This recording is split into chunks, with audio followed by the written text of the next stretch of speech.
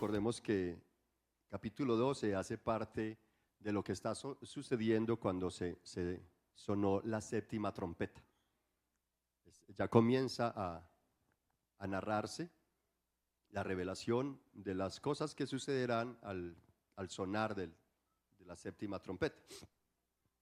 Dice capítulo 12, versículo 1, y leo en la Nueva Biblia de las Américas a beneficio de ustedes: una gran señal apareció en el cielo, una mujer vestida de sol, con la luna debajo de sus pies y una corona de 12 estrellas sobre su cabeza.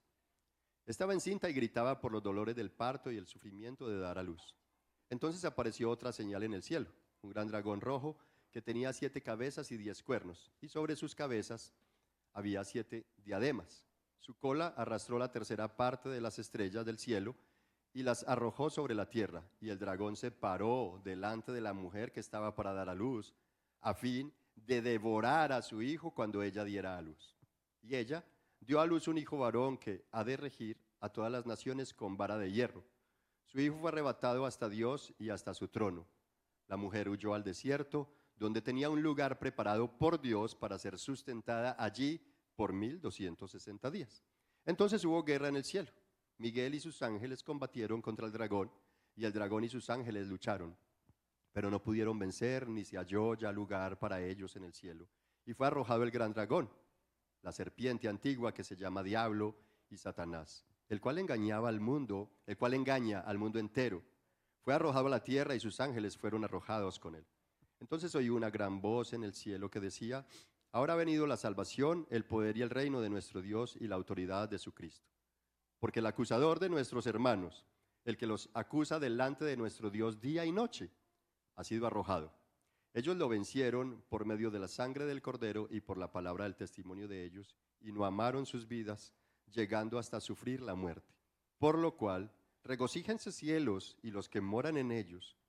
Ay de la tierra y del mar, porque el diablo ha descendido hasta ustedes con gran furor, sabiendo que tiene poco tiempo. Cuando el dragón vio que había sido arrojado a la tierra, persiguió a la mujer que había dado a luz al hijo varón, y se le dieron a la mujer las 2 alas de la gran águila, a fin de que volara de la presencia de la serpiente al desierto, a su lugar, donde fue sustentada por un tiempo, tiempos y medio tiempo. La serpiente arrojó de su boca tras la mujer agua como un río para que ella fuera arrastrada por la corriente. Pero la tierra ayudó a la mujer, y la tierra abrió su boca y tragó el río que el dragón había arrojado de su boca. Entonces el dragón se enfureció contra la mujer y salió para hacer guerra contra el resto de la descendencia de ella, los que guardan los mandamientos de Dios y tienen el testimonio de Jesús. Amén. Esta es la palabra del Señor. Este texto nos está mostrando precisamente la mujer y el dragón, ¿no? Y así, la mujer, el dragón y el niño. Yo no sé si eso se les parece a alguna escena que hayamos visto desde muy temprana edad. ¿Recuerdan? La mujer y el niño. Y animales a los lados. Parecía el pesebre, pero no con burritos, ni con ovejitas al lado, sino con un dragón. Es particular, ¿no? Sin embargo, no vamos a hablar de pesebre, por favor. Simplemente he titulado este sermón como está ahí, la mujer y el dragón, ¿no? Y especialmente el niño. Y el desarrollo, la manera como lo he compuesto, en 3 punticos está del versículo 1 al versículo 6. Vamos a encontrar entonces la gran señal celestial. Versículo 7 al 12 estaremos desarrollando por el poder de la sangre, ¿no? ¿Qué sucede a través del poder de la sangre del Cordero? Y en tercer lugar, el tercer punto será del versículo 13 al 17, será el lugar del cuidado divino, lugar de cuidado divino.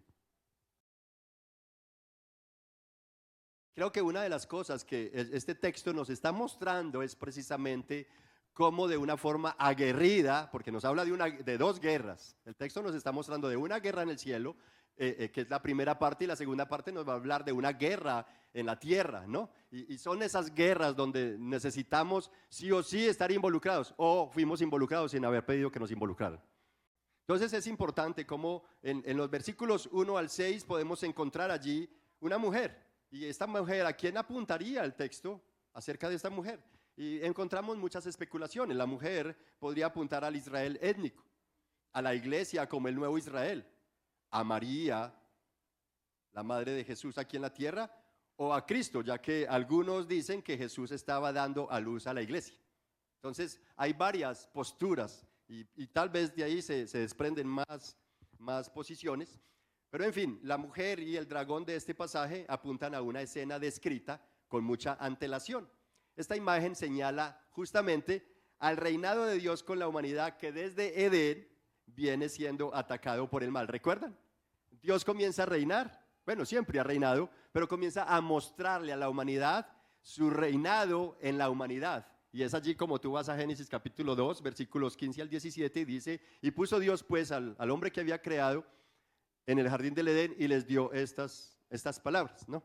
Y entonces empezamos a ver a un Dios que se autorrevela como un Dios que es rey, que reina, primeramente como creador, el que lo creó todo de la nada.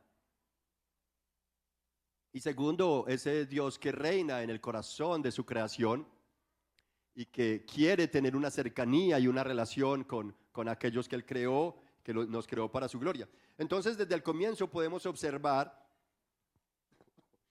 que esta imagen señala el reinado de Dios con la humanidad que desde Edén viene siendo atacado por el mal, por lo que Dios puso enemistad entre la serpiente y la mujer, Génesis 3:15, entre el anticristo y la simiente de la mujer, es decir, nuestro Señor Jesucristo, anunciado desde entonces como el victorioso.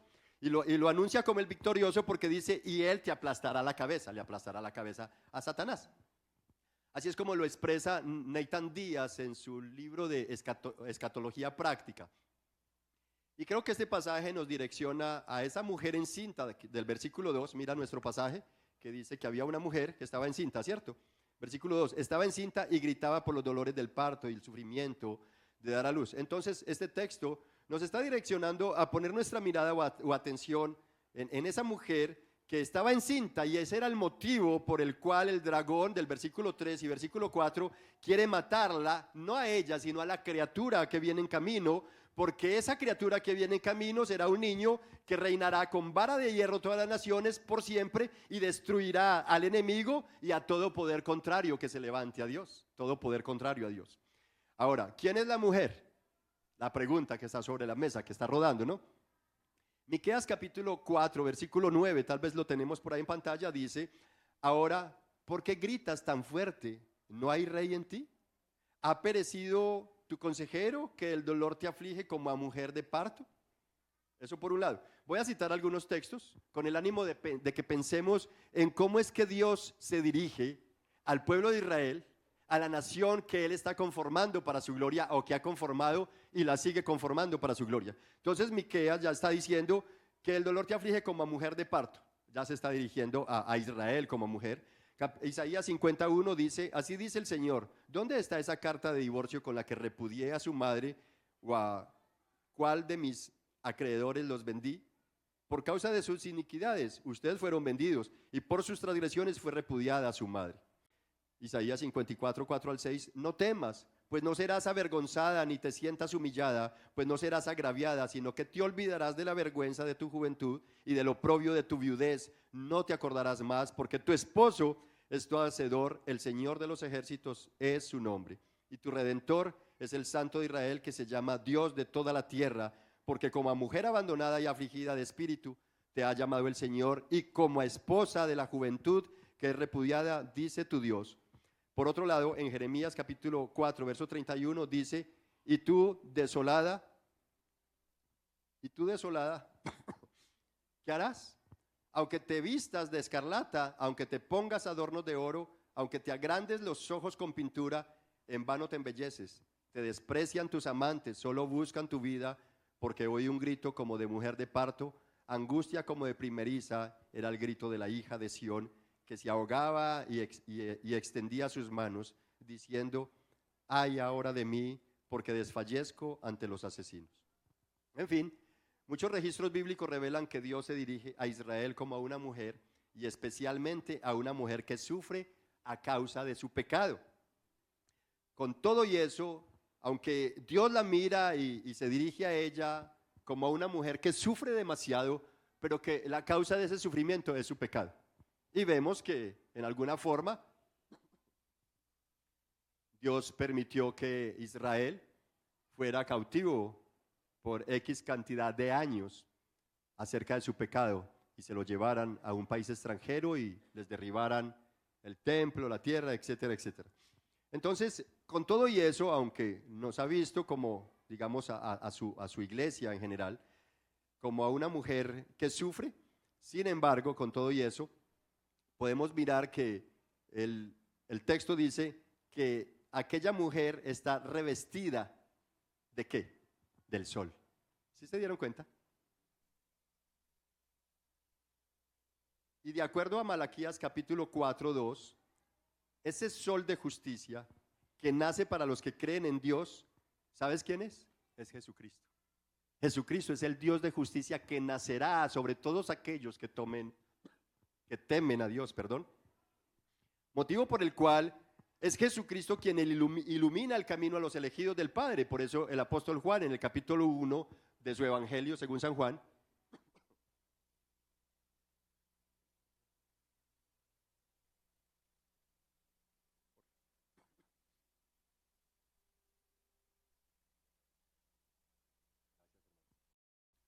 Juan presenta a Jesús como el que ilumina a toda la humanidad. Y Él es la luz que viene a iluminar a toda la humanidad.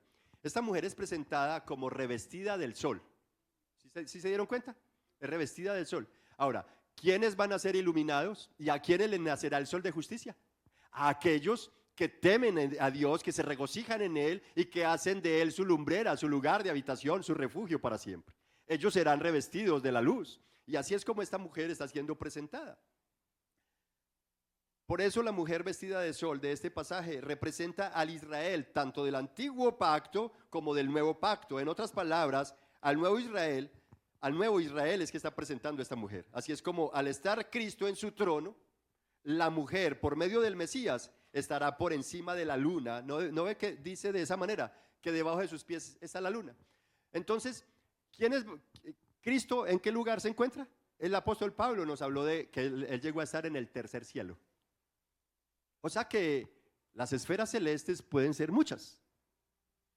Y la luna está debajo de las esferas de donde está el trono de Dios. En ese orden de ideas, la mujer es presentada como la luna debajo de ellas, entonces es una esfera celestial mucho más elevada. Y recuerden, en el capítulo 6 y 7, en el 7, ¿dónde estaba presentado aquellos millares y millares adorando? Ante el trono. Entonces vamos a estar más altos que esas galaxias y que esas esferas que observamos tal vez desde acá. En ese orden de ideas, la mujer vestida de sol de este pasaje representa a Israel, tanto del antiguo como el nuevo pacto, y de acuerdo a su compromiso, relación o comunión con el Mesías, ella llegará a estar por encima de la luna como imagen de que ella en su comunión con Cristo estará con el Señor para siempre, tal como la multitud descrita en el capítulo 6 y 7, ¿no? De todos los que crean, vivan con y para Jesús. Por eso es que el apóstol Pablo en Romanos capítulo 9:4 dice, porque son israelitas a quienes pertenece, ¿qué cosa? La adopción. ¿No les parece maravilloso?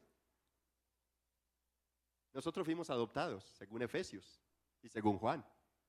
¿Sí? A los suyos vino, los suyos no lo recibieron, más a cuanto le recibieron les dio el derecho a adopción de ser llamados hijos de Dios. Y allí Efesios capítulo 2 nos dice que fuimos adoptados en Cristo Jesús como hijos amados, ¿no? Entonces es interesante cómo el apóstol Pablo en Romanos 9:4 dice, porque son israelitas a quienes pertenece la adopción como hijos, y la gloria, los pactos, la promulgación de la ley, el culto y las promesas de quienes son los patriarcas y de quienes según la carne procede el Cristo, el cual está sobre todas las cosas, Dios bendito por los siglos.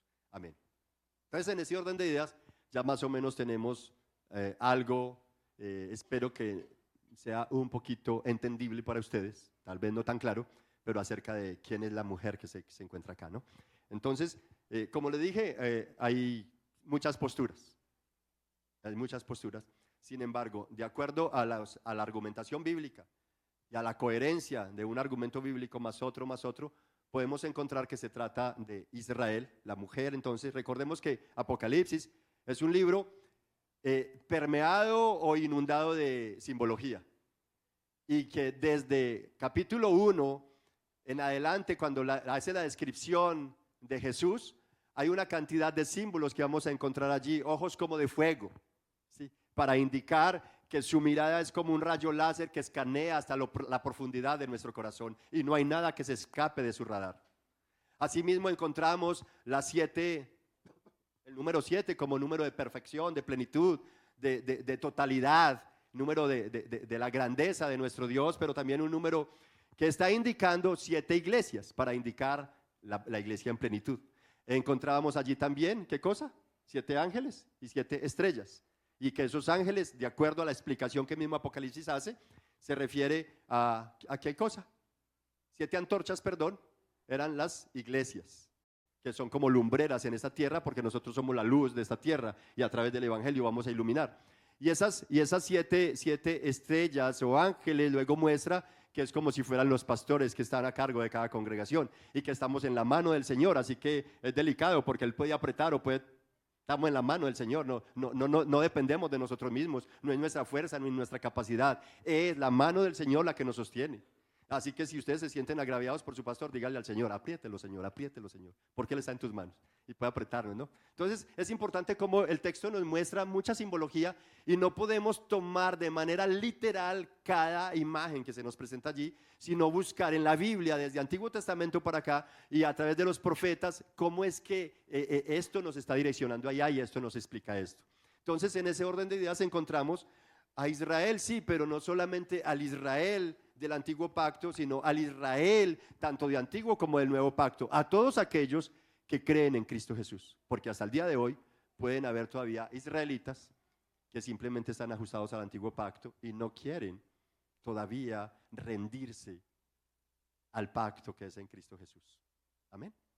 En ese orden de ideas, entonces, espero haberles explicado un poquito acerca de la mujer.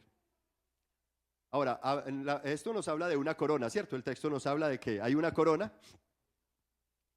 en su cabeza. ¿A qué creen que atina una corona? Cuando usted piensa en una corona, ¿qué es lo primero que pensamos? ¿Reinado? ¿Gobierno? Autoridad, gobierno, reinado. Ok, perfecto. Entonces la corona nos indica precisamente señorío, gobierno y majestad. Por tanto, en este caso, la corona que está sobre su cabeza apunta al reinado de Jesús, quien reinará en todo el cosmos, en todo el universo, del cual en el capítulo 11 y en los capítulos anteriores se viene describiendo de que Jesús reinará por siempre, ¿cierto? Y los ángeles adoraban al Señor, los 24 ancianos, los 4 seres vivientes, porque decían, ya ha venido el reino de nuestro Dios. Entonces es interesante de que nos está mostrando el reino y de esa manera entendemos que la corona señala a Cristo y su reinado. Por otro lado, las 12 estrellas en su corona podrían representar o a las 12 tribus de Israel o a los 12 apóstoles que Cristo constituiría bajo la misma dinámica del Padre con las 12 tribus. De allí que esta visión detalla los inicios de la constitución de un reino de sacerdotes, una nación santa que el Padre venía conformando por quienes Cristo vino y vendrá, reina y reinará para siempre. Entonces, un reino que desde antaño el enemigo ha querido destruir. ¿Desde cuándo comenzó Dios a constituir un reino para su gloria conformado por personas? A partir de Génesis. Pero a partir de Génesis, el diablo también comenzó a tratar de destruir ese plan. Un reino de sacerdotes para la gloria de Dios, y es un reino de sacerdotes al cual el enemigo ha querido hacerle agravio, ha sido hostil y ha querido levantar todo tipo de persecución con tal de destruir no solamente el plan de Dios, pero como sabe que no puede destruir el plan de Dios, ¿a quiénes cree que quiere destruir y dañar? A su iglesia, a la nación, obviamente, ¿no?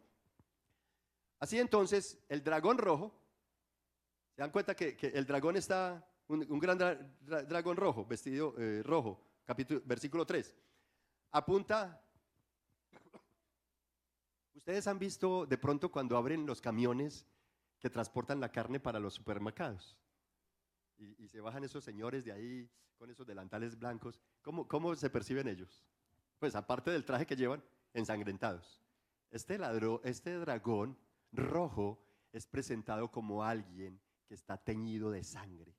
¿Sabe por qué? Porque es un homicida desde el principio y no hace más que derramar sangre, de asesinar, matar. ¿Qué dijo Jesús? ¿Cómo lo presenta Jesús en Juan 10:10? ¿Ha venido a qué? A matar, robar y destruir. Entonces ese dragón rojo que se presenta allí, podemos encontrarlo como un homicida teñido de la sangre que ha derramado. Por eso es que Jesús lo presenta en Juan capítulo 8, 44, la parte segunda, describiéndolo como homicida. Él es homicida desde el principio.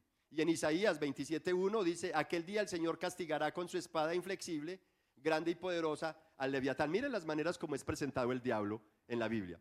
Leviatán, serpiente huidiza, al Leviatán, serpiente tortuosa, y matará al dragón que vive en el mar. Eso dice Isaías 27:1. Leviatán, serpiente huidiza, Leviatán, serpiente tortuosa, y matará al dragón que vive en el mar. Entonces es una manera de que Dios o Juan está describiendo lo que él está observando, y ese es el diablo, ¿no? Y ese diablo, ese dragón, ¿qué trae consigo? 7 cabezas. ¿Sí se dieron cuenta que dice que 7 cabezas?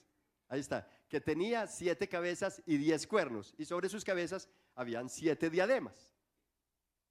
7 cabezas, ¿cierto? 10 cuernos, y sobre sus cabezas 7 diademas. ¿Qué nos está indicando con eso? ¿Qué es lo que nos indica el número 7? Perfección, plenitud, ok. Esas 7 cabezas, porque es particular, cabezas. Cuando pensamos en la cabeza, ¿qué es lo que se desarrolla acá? Especialmente con los niños que en determinadas edades estamos experimentando que ellos desarrollen ¿qué cosa? Una capacidad de pensamiento lógico. Y esas 7 cabezas, ¿sabe qué están demostrando?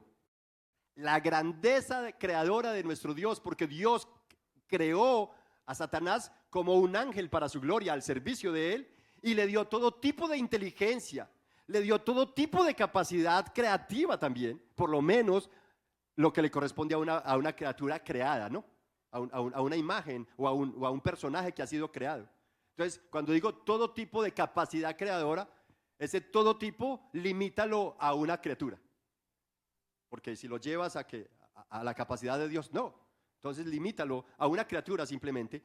Esas 7 cabezas indican que ese fue uno de los seres, si no el único ser, en quien Dios derramó tanta inteligencia y lo creó con mucha inteligencia. El diablo es capaz de muchas cosas, es muy inteligente, solo que usa su inteligencia para el mal, para hacer daño, para asesinar, para destruir.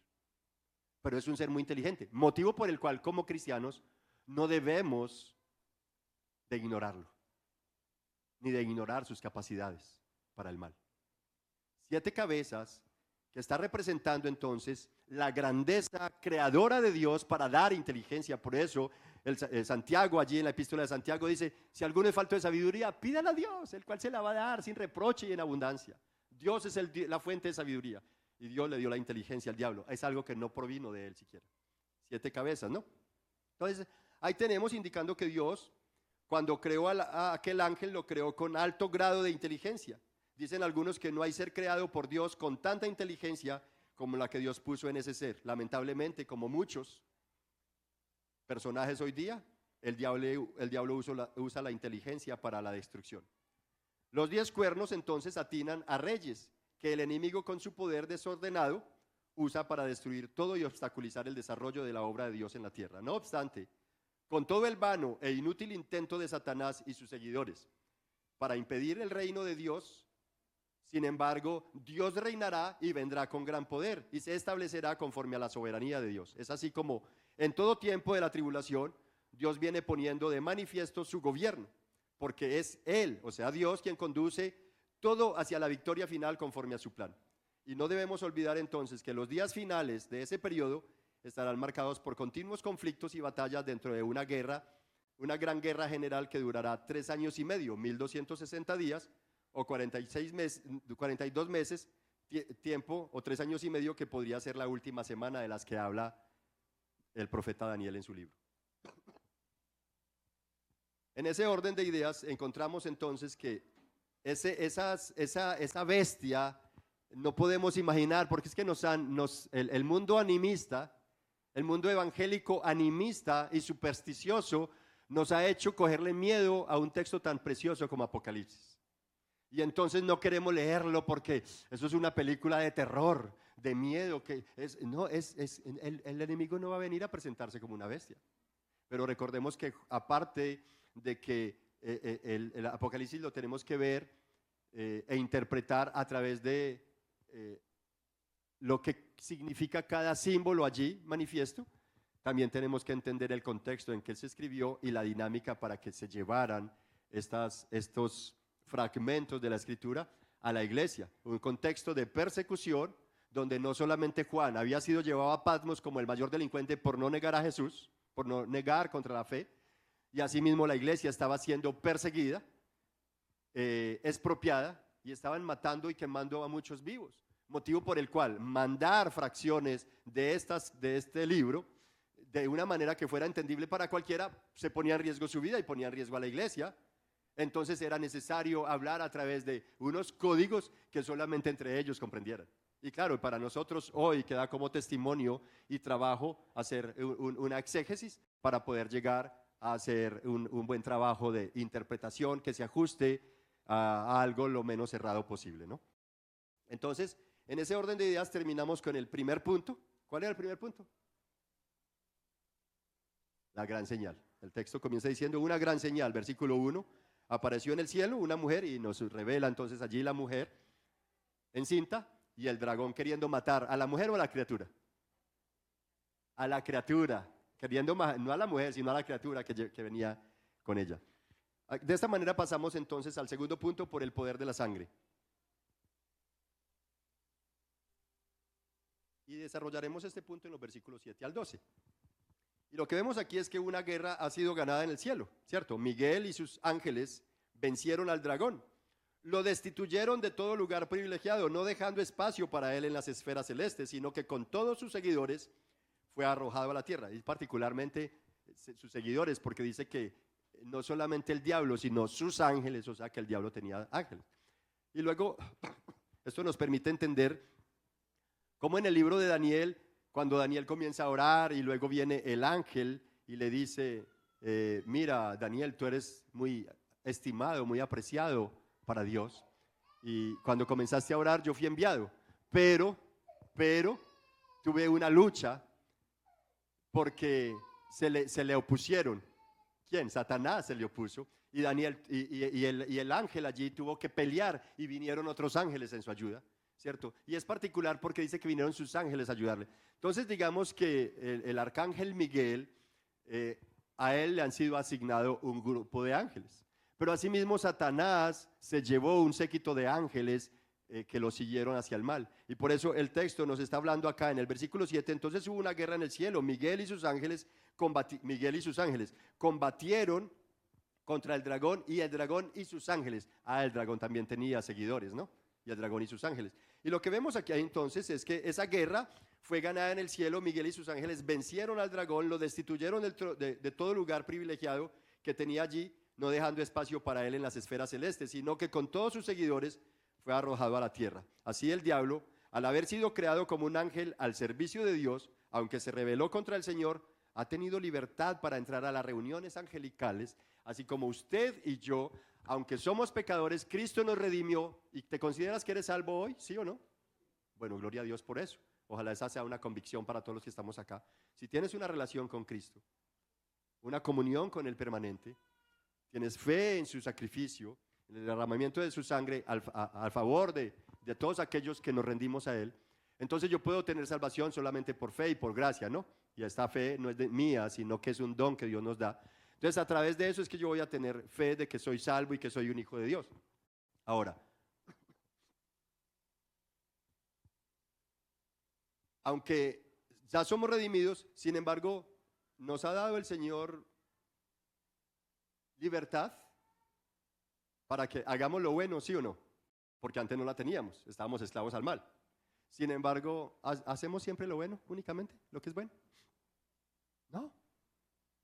Sin embargo, siendo ya redimidos y escogidos por el Cordero para vivir para su gloria, ¿cuántas veces nos encontramos haciendo lo malo? Y por eso tenemos que venir a arrepentirnos y luchar y batallar contra eso. Asimismo el diablo, aunque fue creado como un ángel, luego se rebela contra Dios, tiene libertad de entrar a las asambleas angelicales.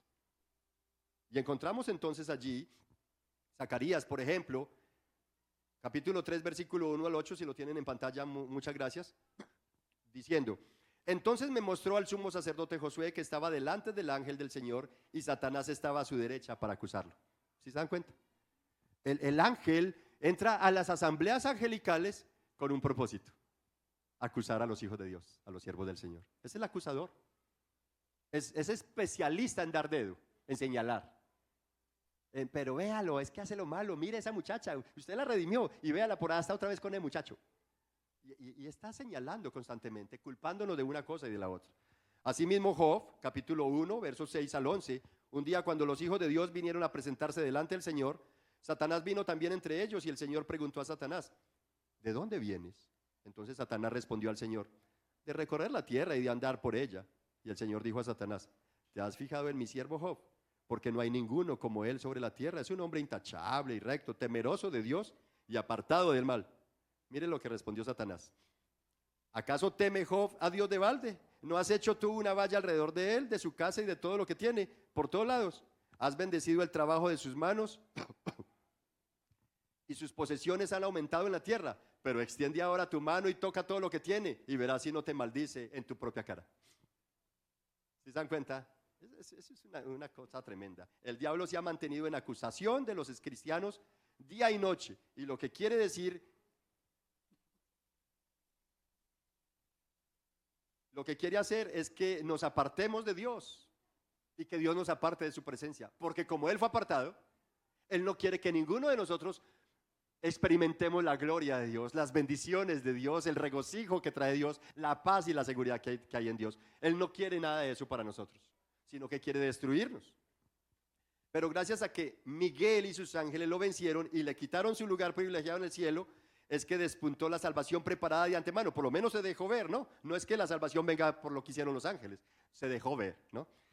Y particularmente tal como fue anunciado a las iglesias en capítulo 2 y 3 de Apocalipsis, que al que salga vencedor le daré a comer del árbol de la vida en el paraíso de Dios, que no sufrirá daño de la muerte segunda, que comerá del maná escondido, que se le dará una piedrecita blanca y un nombre nuevo, que se le dará autoridad sobre las naciones así como Cristo las tiene, que será vestido de vestiduras blancas, que le harán una columna en el templo de nuestro Dios y pondrá sobre nosotros el nombre de nuestro Dios y de la Nueva Jerusalén. Y finalmente a la iglesia de la Odisea se le dice, Cristo mismo le indica que al vencedor le daré el sentarse conmigo en mi trono. ¿No les parece maravilloso? Lo cual implica para quienes anhelen la salvación de Jesús, aprender a ser vencedores. Hay que vencer. No se trata de hacer una oración de fe y por medio de ella ya es que obtuve la salvación. Entonces, ¿para qué vino Cristo a morir? Yo hubiera hecho esa oración muchas veces. Se necesita es venir a Cristo. No es una oración de fe lo que te va a salvar. Es una vida rendida constantemente a Cristo Jesús. No es que hiciste una oración y seguiste viviendo tal y como vivías antes. No, tu vida tiene que estar rendida a Cristo. Los cambios se tienen que ver. Por eso Cristo dijo, por los frutos serán conocidos. No hay otra manera de saber si somos cristianos, sino que nosotros mismos debemos de ser examinados, como dice el apóstol Pablo. Examínese cada uno a sí mismo.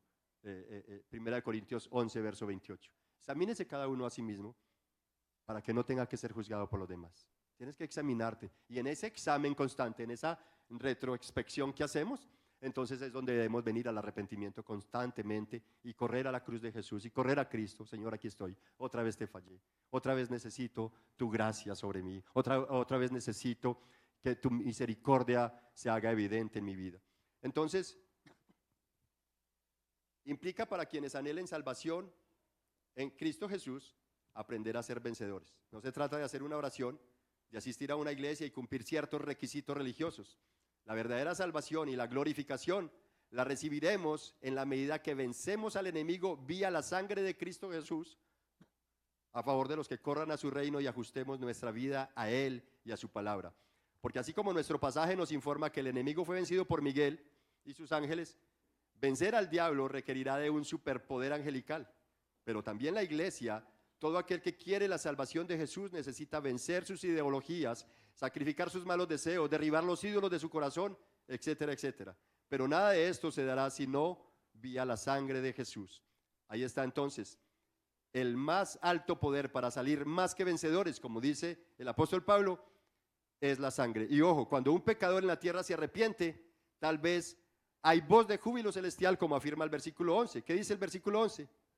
Afirma que únicamente con la sangre de Cristo podrá un cristiano vencer al enemigo y lo debe hacer si es que en verdad quiere recibir las promesas que menciona Apocalipsis. Y lo que observamos ahí en el versículo 11, no sé si te llama la atención, tres cosas importantes. Versículo 11, vamos a leerlo. Allí literalmente dice el texto de la siguiente forma: ellos lo vencieron por medio de la sangre del Cordero, por la palabra del testimonio de ellos, y no amaron sus vidas, llegando hasta sufrir la muerte. Entonces, lo que vemos acá es que el ser cristiano es una invitación a no amar tanto nuestras vidas. Y Jesús allí en Lucas capítulo 14 dice claramente que todo aquel que quiera ser pues mi discípulo tiene que sacrificar el amor a su padre, a su madre, a sus hijos, etcétera, etcétera, y amar más a Jesús. Amén. Entonces se trata de una relación de amor donde yo debo de despreciar aún mi vida con tal de apreciar la vida de Cristo, ¿no? Una nueva vida en Cristo. Y amarlo por sobre todas las cosas. B es lo que vemos ahí. A, no amarnos tanto a nosotros, sino amar a Cristo sobre todas las cosas. B, el testimonio, la palabra, el testimonio de ellos por la palabra. ¿Cuánto amamos su palabra? Jesús dice allí en Juan capítulo 14, versículo 21, ¿quién es el que me ama? Aquel que hace suyos mis mandamientos y los obedece. Ese es el que me ama. Entonces, en ese orden de ideas, amar a Cristo por sobre todas las cosas y amar su palabra, para que por ella mantengamos en alto el testimonio de la fe en Cristo Jesús. Y C, por la sangre del Cordero, ¿no? Sangre que no solo nos limpió de todo pecado, sino que otorga libertad, hace nuevas criaturas y nos justifica ante el Padre. Por eso, haber cantado esa canción al final, de que al que el Hijo hace libre, es verdaderamente libre. Sabes, tú no eres libre porque tú eras mejor que otros y buscaste a Cristo, no. Fue porque Cristo te buscó a ti para cubrirte con su sangre y a partir de allí, entonces somos libres. Nosotros día tras día nos estamos metiendo las de caminar y la embarramos una y otra vez la estamos embarrando. Pero Cristo está allí, Él vino para liberarnos de toda maldad, de todo pecado, de toda la lista de culpa que pesaba sobre nosotros ante el Padre. Cristo vino y con su sangre limpió, blanqueó esa lista.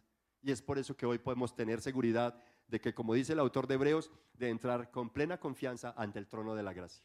Amén. En ese orden, mis hermanos, entonces,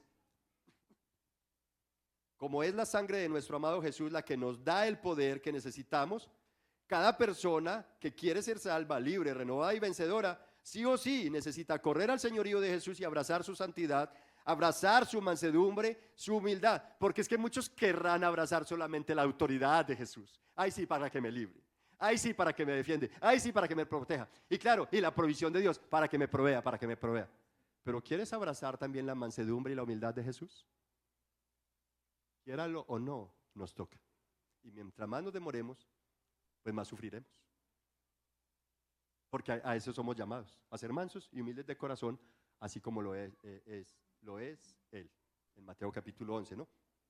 Entonces, necesitamos abrazar la mansedumbre de Jesús, la humildad de Jesús, y poder ver entonces en nosotros vidas libres, renovadas, vidas restauradas, vidas con calidad. Recuerden, el enemigo vino para matar, robar y destruir, pero yo vine a darles vida con calidad, porque es que la vida que hemos llevado ha sido una vida desatinada, de desórdenes, donde nos hacemos daño a nosotros mismos con temperamentos, altivez y soberbia de corazones no tratados por el Evangelio. Pero en la medida que el Evangelio va tratando, entonces el corazón comienza a arrugarse, comienza a desplomarse, comienza a ser pulverizado. Y hasta que no sea pulverizado constantemente por el Evangelio, tendremos que sufrir mucho. Mucho. Pero en la medida que vamos abrazando a Cristo con todo como es, entonces vamos a entender que podremos reinar con Él. Por eso el versículo 12 dice: por lo cual, regocíjese cielos y los que moran en ellos, en tanto los moradores de la tierra tendrán que sufrir los ayes, porque el diablo sabe que le queda poco tiempo. Y de esa manera pasamos a nuestro tercer punto. ¿Es primer punto? La gran señal. Segundo punto, el poder de la sangre. Tercer punto, entonces, lugar de sustento divino. Lugar de sustento o cuidado divino, ¿no? Versículos 13 al 17. La iglesia, mis hermanos, el nuevo Israel, nace de aquellos que conformaron. ¿Recuerdas cuántos llegaron a Egipto? Está José allí viviendo. ¿Y cuántos llegaron luego con Jacob a Egipto? 70, 76 personas, algo así. Entre 70 y 80 personas llegaron allá. De esas 70 o 76 personas que llegaron, ¿sabes cuántos salieron al final? Dice la Biblia que 600 hombres sin contar niños. ¿Cómo? 600,000. Muchas gracias, hermano. Sí, 600,000. Una gran nación para su gloria que Dios viene constituyendo. Por eso, al pasar los tiempos, el Señor ha sumado o añadido a millares y a millares para que en unidad un día estemos ante Él contemplando su gloria y majestad. Mató Dios miles y miles primogénitos de Egipto porque no pretendía que tú fueras un llanero solitario, sino que vivas tu fe en unidad con una iglesia local.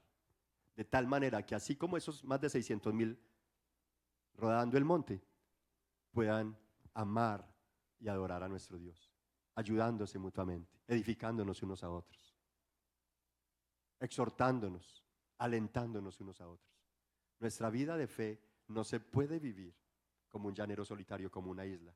Es necesario vivirla en coinonía, en confraternidad, en hermandad, en esa camaradería que pudimos haber observado en Cristo con sus discípulos.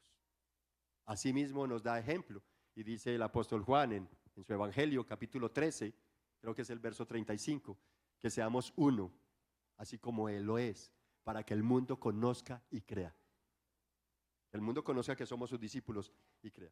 Entonces, se trata de que aquella gran nación, Dios la viene conformando, añadiendo a millares y millares para que en unidad un día estemos ante Él contemplando su gloria y majestad. Fue por eso que Cristo se humanó, sufrió y se sacrificó para traer salvación y verdadero reposo a la iglesia.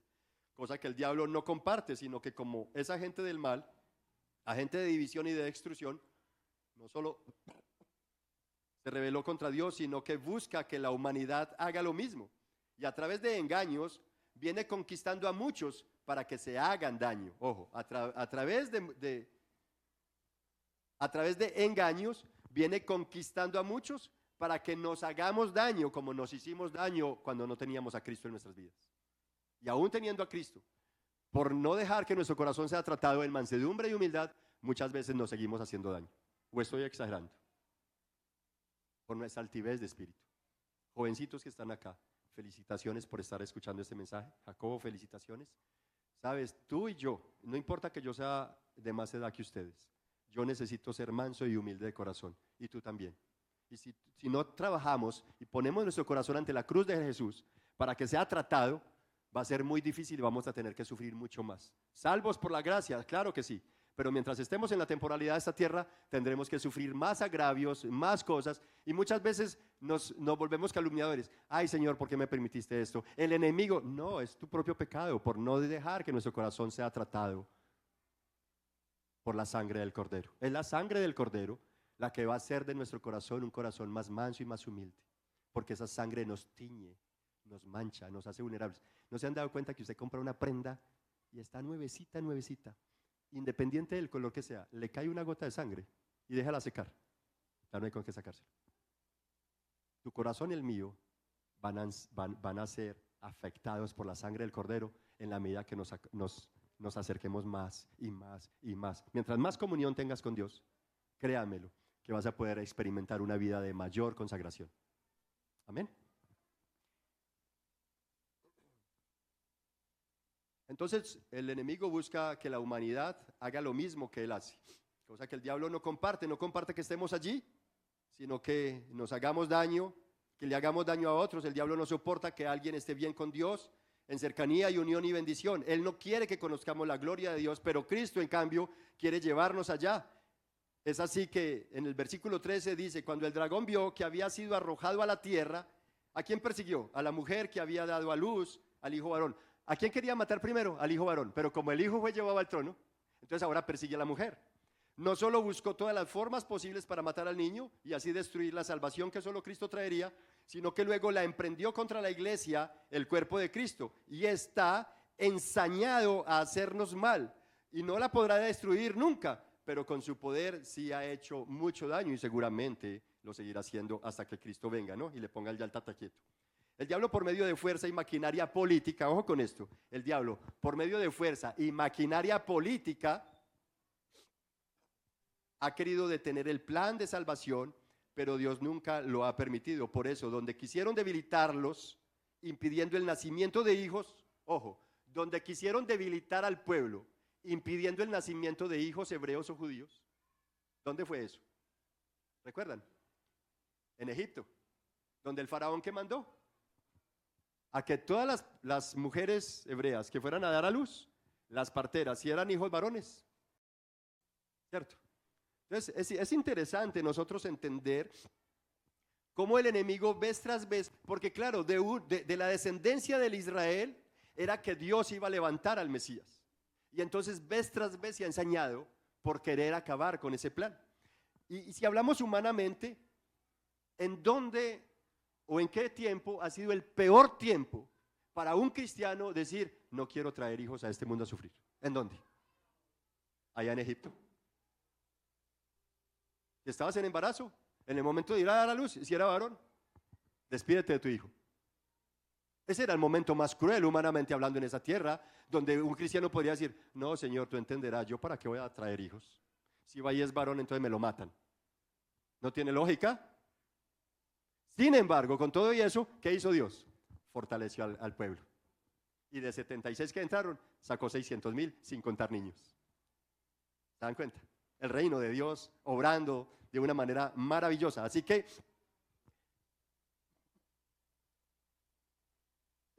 no ha habido tiempo más complejo para que un ciudadano del reino decida no tener hijos por miedo a la realidad que vivieron en Egipto, pero el Señor los multiplicó y los libró de mano del faraón, llevándolos a un lugar de protección. ¿Se acuerdan?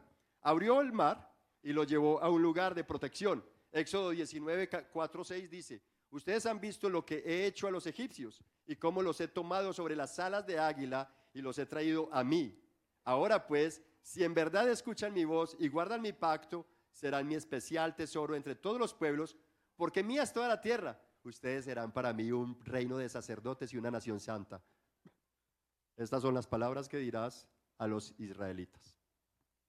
Con esto, mis hermanos, para afirmar cómo es que el Apocalipsis 12 afirma que aunque el maligno salió como un dragón en las aguas tras el pueblo de Dios, versículo 14 dice, y se le dieron a la mujer las dos alas de gran águila, a fin de que volara de la presencia de la serpiente al desierto, a su lugar donde fue sustentada por un tiempo, tiempos y medio tiempo.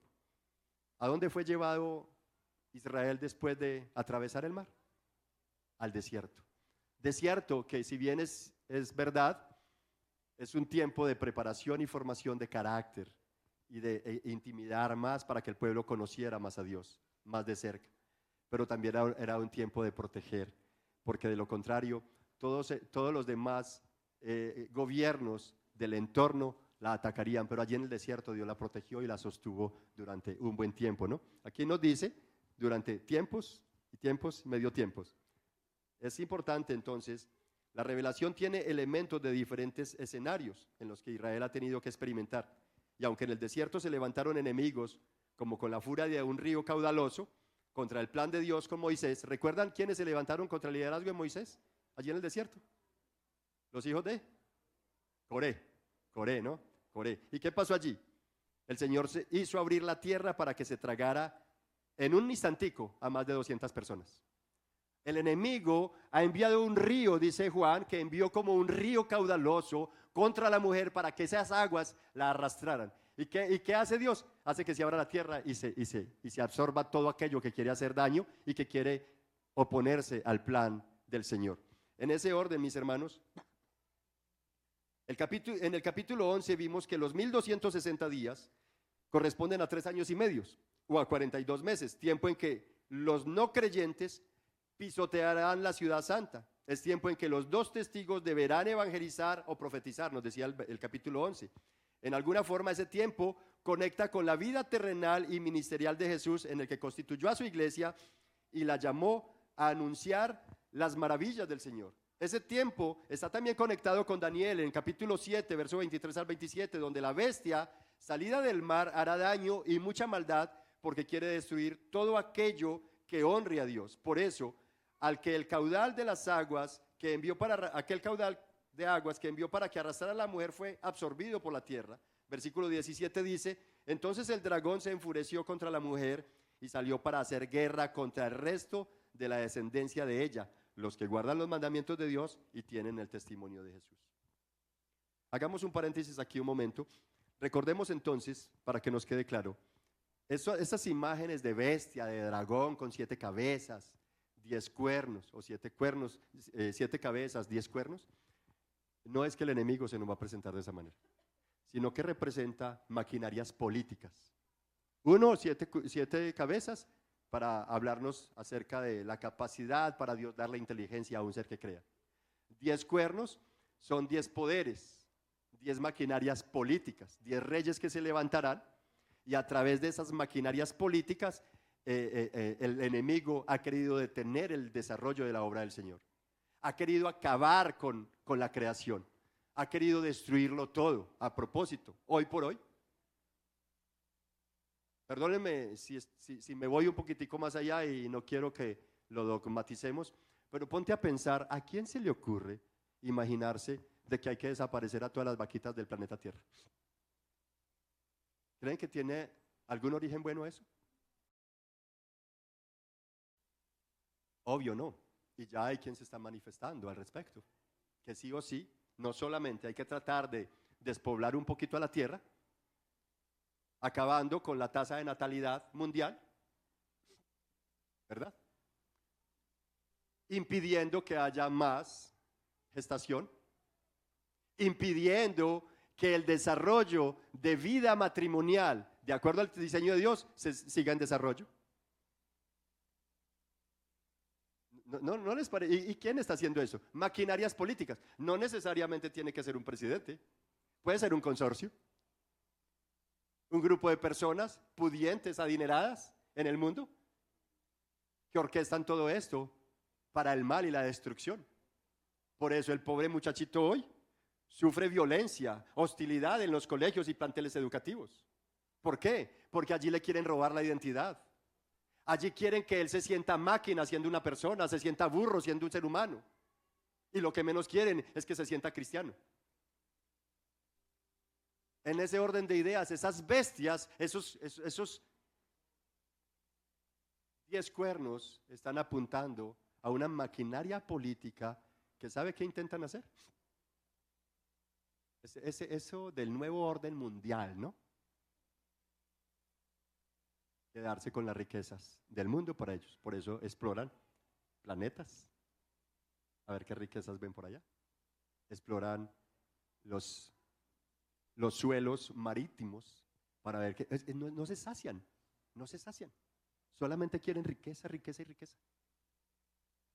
Ricos insensatos, ¿no? Son ricos insensatos. Hermanos, vale pensar entonces cómo es que el diablo ha sido el acusador de los hijos de Dios. Se especializó en señalar y amenazar, y aunque fue vencido en los cielos por los ángeles, derrotado en la tierra por Cristo, y como no puede ni pudo destruir a la mujer, ni la podrá destruir la iglesia, la nación santa, entonces se ensaña contra los que vendrán a ser añadidos a ella, a su descendencia, de tal manera que como cristianos debemos mantenernos unidos a Cristo, nuestra comunión con Él, velando por cómo es que vamos a obedecer en gratitud y en amor sus mandamientos, porque así es como el poder de la sangre del Cordero nos cubre y libra, para que a su vez, por medio de ella, podamos como cristianos también vencer al diablo que se opone a nuestra fe y vida de piedad, como dice el apóstol Juan allí en su segunda epístola. Os alabo, jóvenes, porque han vencido al enemigo. ¿Cierto que allí así dice la segunda epístola del apóstol Juan? Os alabo a ustedes, jóvenes, porque han vencido al maligno. Y es precioso porque la única manera de vencer al enemigo es tener una comunión con Cristo, constante. No pares. No pares. Sigue a Cristo, ama a Cristo, conoce a Cristo, deleítate con Cristo, adora a Cristo, y Cristo te va a dar a conocer cosas grandes, magníficas y poderosas que usted jamás conoce. Cristo te va a sostener, te va a sustentar en los momentos de mayor debilidad o crueldad que tengas que experimentar. Allí va a estar el Señor para sostenerte. Ama y sigue a Cristo por sobre todas las cosas. Ama más a Cristo que a tus papás. Padres, amen más a Cristo que a sus hijos, por favor. Nosotros no debemos de ser hijocéntricos ni padrecéntricos, sino cristocéntricos, mis hermanos. Yo no puedo pretender que mis hijos me amen más a mí. Ellos tienen que amar a Cristo por sobre todas las cosas. Mi esposa debe aprender a amar a Cristo más que a mí, por favor. Al igual que yo debo hacerlo. Porque en Él es que tenemos la salvación. En Él tendremos glorificación. ¿Quieres recibir ese momento especial? Esa es la promesa que tenemos los hijos de Dios. Que un día vamos a ser salvos, completamente salvos. Porque ahora somos salvos, pero todavía no. Por eso luchamos con pecado. Lidiamos con engaños propios. Luchamos con debilidades carnales.